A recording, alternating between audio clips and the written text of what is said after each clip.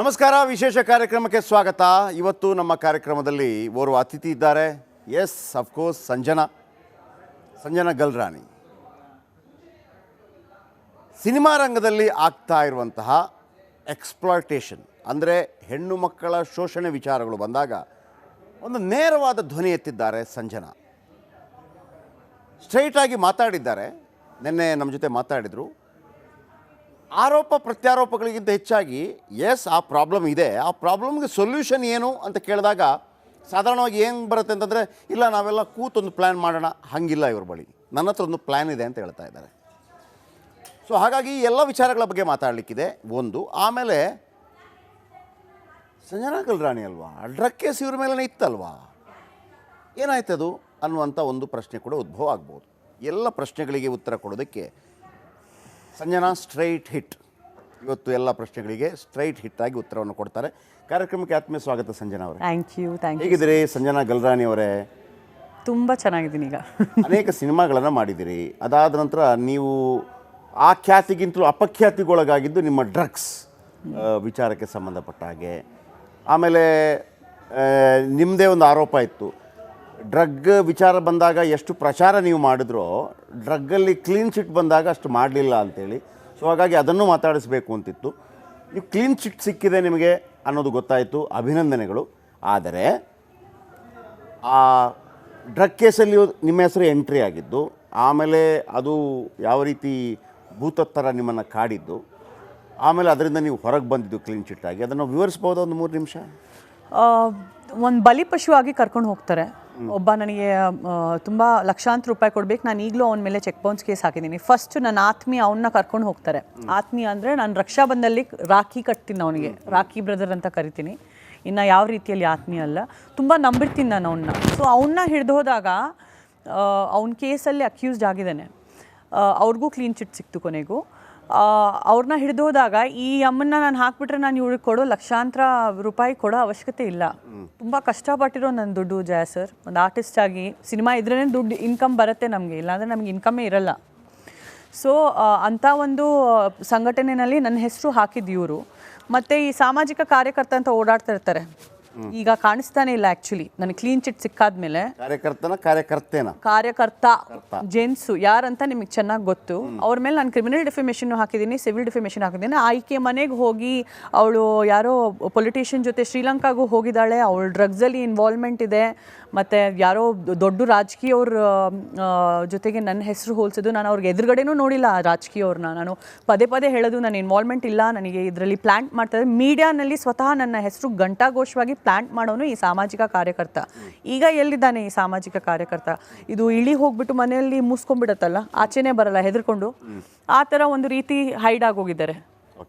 And ಇವ್ರ ಮೇಲೆ criminal defamation ಕ್ರಮೇನೂ ಮಾಡಿದ್ದೀನಿ, ಸಿವಿಲ್ ಡಿಫಮೇಷನ್ ಕ್ರಮೇನೂ ಮಾಡಿದ್ದೀನಿ. ಅವ್ರಿಗಂತೂ ನಾನು ಜೈಲ್ ಹೋಗೋ ದಿನದ ತನಕನೂ ನಾನಂತೂ ಬಿಡಲ್ಲ. ಆ ಭಗವಂತ ನನಗೆ ಬದುಕೋದಕ್ಕೆ ಉಸಿರು ಕೊಟ್ಟಿದ್ದಾರಂದ್ರೆ ಆ ದಿನದ ತನಕ ನಿಜಕ್ಕೂ I will definitely get him convicted in criminal defamation case. Because ಅವರಿಂದ ನನ್ನ ಜೀವನನೇ ಹಾಳಾಗಿದೆ. ಸಾಮಾಜಿಕ ಕಾರ್ಯಕರ್ತ ಅಂದರೆ ಏನು ಕೆಲಸ ಮಾಡ್ಬೇಕು ಸರ್ ಅವರು? ಸಮಾಜದ ಶುದ್ಧೀಕರಣದ ಬಗ್ಗೆ ಏನಾದರೂ ಮಾಡಬೇಕು. ಏನು ಮಾಡಿದ್ದಾರೆ ಶುದ್ಧೀಕರಣಕ್ಕೆ? ಏನಾದರೂ ಒಂದು ಒಳ್ಳೆ ಕೆಲಸ ಮಾಡಿದಾರಾ? ಬರೀ ಹೆಣ್ಮಕ್ಳು ಶ್ರುತಿ ಹರಿಹರನ್ನು, ಅದಾದಮೇಲೆ ಅನುಶ್ರೀ, ಅದಾದಮೇಲೆ ಸಂಜನಾ, ಅದಾದಮೇಲೆ ಈಗ ನಿವೇದಿತಾ ಗೌಡ, ನಮ್ಮೆಲ್ಲರ ಎದೆ ಮೇಲೆ ತುಳ್ಕೊಂಡ್ಬಿಟ್ಟು ನ್ಯೂಸಲ್ಲಿರೋದು. ಆ್ಯಂಡ್ ನನ್ನ ಎದೆ ಮೇಲಂತೂ ತುಳಿದು ಬಿಗ್ ಬಾಸ್ ಬಾಗಿಲೇ ಓಪನ್ ಮಾಡ್ಕೊಂಡು ಬಿಗ್ ಬಾಸಲ್ಲಿ ಹೊರಟೋಗಿ ಈಗ ಸೆಲಿಬ್ರಿಟಿ ಅಂತ ಅನ್ನಿಸ್ಕೊಳ್ತಾ ಇದ್ದಾರೆ. ಸೊ ಈಗ ಸೆಲೆಬ್ರಿಟಿ ಅಂತ ಅನ್ನಿಸ್ಕೊಳ್ಳೋರು ನಿರ್ದೋಷಿ ಆದಿದ್ದು ನನ್ನನ್ನು ಒಂದು ಜೈಲಲ್ಲಿ ಕಳಿಸಿದ್ದಾರೆ ಅಂದರೆ, ನಿರ್ದೋಷಿ ಆಗಿದ್ದು ನನ್ನನ್ನು ಜೈಲಲ್ಲಿ ಕಳಿಸಿದ್ದಾರೆ ಅಂದರೆ ಅವರಂತೂ ನಿಜಕ್ಕೂ ಡಿಫೇಮ್ ಮಾಡಿದ್ದಾರೆ, ಕ್ಯಾರೆಕ್ಟರ್ ಅಸಾಸಿನೇಷನ್ ಮಾಡಿದ್ದಾರೆ. ಸೊ ನಮ್ಮಂಥವ್ರು ಅವ್ರನ್ನ ಖಂಡಿತವಾಗ್ಲೂ ಬಿಡಬಾರ್ದು. ಎಷ್ಟು ದಿವಸ ಜೈಲಲ್ಲಿದ್ರಿ ನೀವು? 3 ತಿಂಗಳು ಪ್ರತಿದಿನ ಸಾವು ಅನುಭವಿಸ್ತೀನಿ ನಾನು. 3 ತಿಂಗಳು ದಿನಕ್ಕೆ 100 ಸಲ ಸತ್ತಿದ್ದೀನಿ ನಾನು. ಹೆಂಗೆ ಬದುಕಿ ಆಚೆ ಬಂದಿದ್ದೀನಿ ಗೊತ್ತಿಲ್ಲ. ಮೆಂಟಲ್ ಡಿಪ್ರೆಷನ್ ಆಗಿರ್ಬೋದು, ಅಷ್ಟು ಮೆಡಿಕೇಷನ್ಸ್ ಆಗಿರ್ಬೋದು, ನಿದ್ದೆ ಇಲ್ಲ, BP ಲೋ, ಬರೀ ಪ್ರೇಯರು, ನಮಾಜ್ ಮಾಡೋದು, ಜೀಸಸ್ಗೆ ಪ್ರೇ ಮಾಡೋದು, ಗಾಯತ್ರಿ ಮಂತ್ರಗಳು ಓದೋದು. ಯಾವ ಪ್ರೇಯರ್ ಹೇಳಿಲ್ಲ ನಾನು, ಯಾವ ಭಗವಂತನ ನೆನೆಸ್ಕೊಂಡಿಲ್ಲ ನಾನು. So literally you know it's a big harassment. And plus ಇವತ್ತಿಗೂ ಇವ್ರಿಗೆ ಯಾಕೆ ಕರೆದಿದ್ದೀರಾ ನೀವು ಇಂಟರ್ವ್ಯೂಗೆ, ಇಂಥವ್ರಿಗೆ ಯಾಕೆ ಕರೆದಿದ್ದೀರಾ, ನಾನು ಏನು ತಪ್ಪು ಮಾಡಿದ್ದೀನಿ, ನಾನು ನಿರ್ದೋಷಿ ಆಗಿ ಪ್ರೂವ್ ಆಗಿದ್ದೀನಿ, ಇನ್ನೂ ಜನ ಇವ್ರು ಡ್ರಗ್ ಕೇಸಲ್ಲಿದ್ದರು. 55 ಸಿನಿಮಾ ಮಾಡಿದ್ದೀನಿ ಜಯ ಸರ್. ನಾನು 12 ಇಯರ್ಸ್ ಏಜಿಂದ ಚೈಲ್ಡ್ ಆರ್ಟಿಸ್ಟ್ ಆಗಿ ಆ್ಯಕ್ಟಿವ್ ಇದ್ದೀನಿ. 17 ಏಜಲ್ಲಿ ನಾನು ಹೀರೋಯಿನ್ ಆಗಿ ಡೆಬ್ಯೂ ಮಾಡಿದ್ದೀನಿ. 55 ಸಿನಿಮಾ ಎಲ್ಲ ಬಹುಭಾಷೆ ನಟಿಯಾಗಿ ಕೆಲಸ ಮಾಡಿದ್ದೀನಿ. ಏನೂ ಗೌರವ ಇಲ್ಲದೆ, ವಿತೌಟ್ ಎನಿ ರೆಸ್ಪೆಕ್ಟ್ ಜನ ಪಾಯಿಂಟ್ ಔಟ್ ಮಾಡ್ತಾರೆ. ಎಷ್ಟು ಬೇಜಾರಿರಬೇಕು. ಇನ್ನು ನನಗೆ ಕ್ಲೀನ್ ಚಿಟ್ ಸಿಕ್ಕಿದ್ದೂ ಆವಾಗ ಒಂದು 50 ಕೋಟಿ ಜನರಿಗೆ ಗೊತ್ತಾಯಿತು ಆ ಒಂದು ಸ್ಯಾಂಡಲ್ವುಡ್ ಡ್ರಗ್ ಕೇಸ್ ಬಗ್ಗೆ. ಅಂದರೆ ಇವತ್ತಿನ ಟೈಮಲ್ಲಿ ಒಂದು 50 ಲಕ್ಷ ಜನರಿಗೂ ಗೊತ್ತಾಗಿದೆಯೋ ಇಲ್ವೋ ನನಗೆ ಕ್ಲೀನ್ ಚಿಟ್ ಸಿಕ್ಕಿದೆ, ನನ್ನನ್ನು ಟ್ರೋಲ್ ಮಾಡೋದು ನಿಲ್ಲಿಸಿ ಅಂತ ಹೇಳಿ ನನಗೆ ಗಂಟ್ಲು ಒಣಗೋಗಿದೆ. ನನಗೆ ಇನ್ನೊಂದು ಭಾಳ ಆಶ್ಚರ್ಯ ಆಗೋದೇನು ಗೊತ್ತಾ, ಈ ಸಾಧಾರಣವಾಗಿ ಒಂದು ಹೆಣ್ಮಕ್ಳು ಅಂತ ಹೇಳುವಾಗ ಅವರ ಒಬ್ಬ ತಂದೆ ತಾಯಿ ಬಿಸ್ನೆಸ್ ಮ್ಯಾನೋ ಒಂದು ಪವರ್ಫುಲ್ ಪೊಸಿಷನಲ್ಲಿ ಇರ್ತಾರೆ. ಸೊ ಅವ್ರದ್ದೊಂದು ಸೇಫ್ ಗಾರ್ಡ್ ಇರುತ್ತೆ ಅವರಿಗೆ.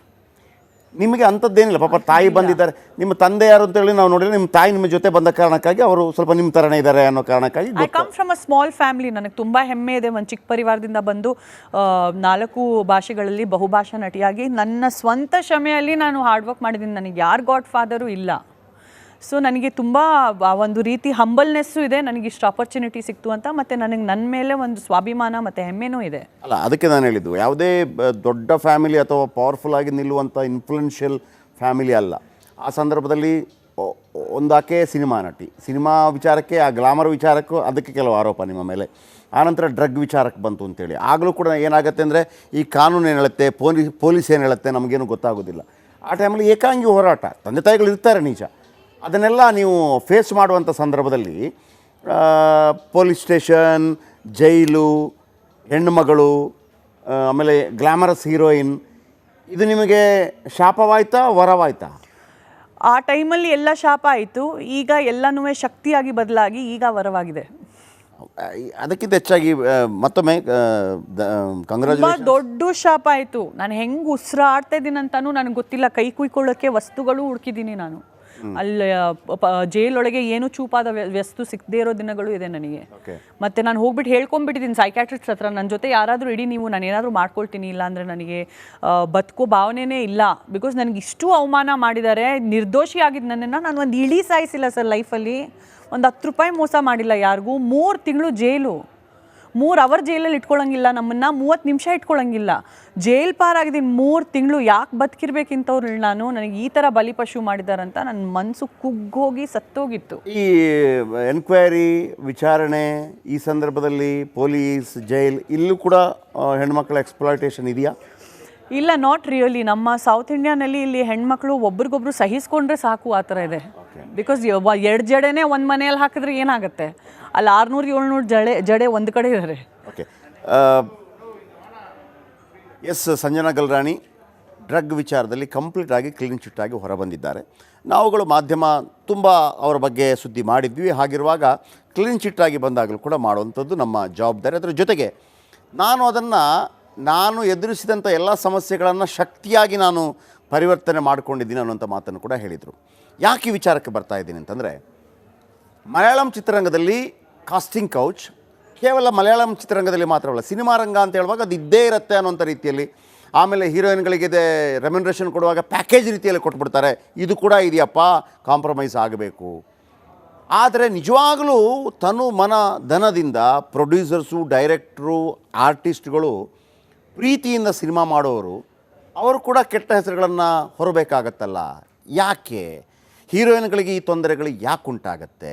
ನಿಜವಾಗಲೂ ಅದು ಯಾರು ಮಾಡೋದು? ಈಗ ಪ್ರಸಿದ್ಧ ನಿರ್ದೇಶಕರು, ನಿರ್ಮಾಪಕರು, ಕಲಾವಿದರು